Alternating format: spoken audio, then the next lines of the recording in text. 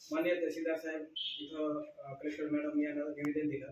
त्याच्यानंतर परत ते चौकशी सुरू झाली. कागदपत्रे सगळे गोळा झाले. आता त्या बाकीच्या लोकांना भेटतायत. परंतु शेतकरी आहेत, बाकी वन प्रकारचे शेतकरी आहेत. 2019 पासून पीएम किसान चे हप्ते बंद झाले.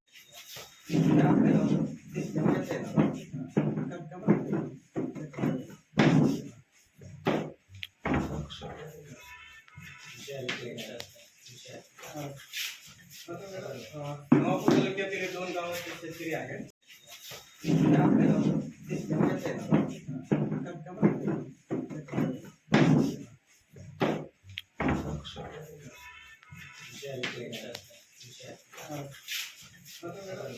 नवापूर तालुक्यातील 2 गावाचे शेतकरी आहेत. 7 किंवा 8,000 देतात. हो हो हो. नवीन कनेक्शन देणं बंद केलं आणि आता तो आदेश आला असेल आणि आम्ही बनलेलं एकदम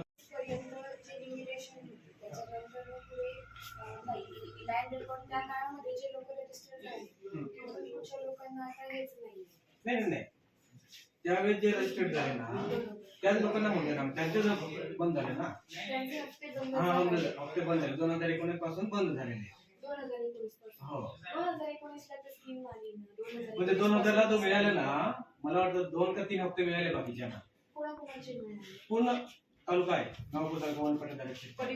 हो मला हे दाखवावं लागेल. आपण आता नेमकी साईट ला इश्यू आहे. यामध्ये ओपन करून बघायचं नाव इन्स्ट्रुमेंट एखाद्या तुम्ही लिस्ट मध्ये असाल ते आपल्या लिस्ट मध्ये 485 आणि 513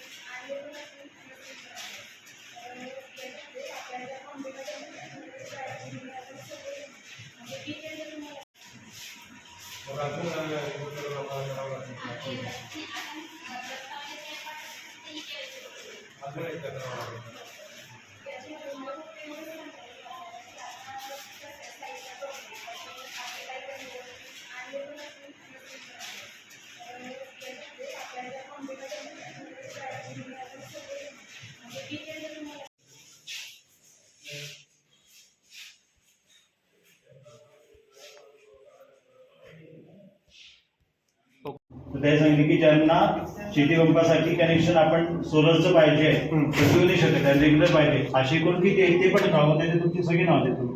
अशा अंदाजे किती असतील नागपूरचे तुमच्या वाटण्यानुसार?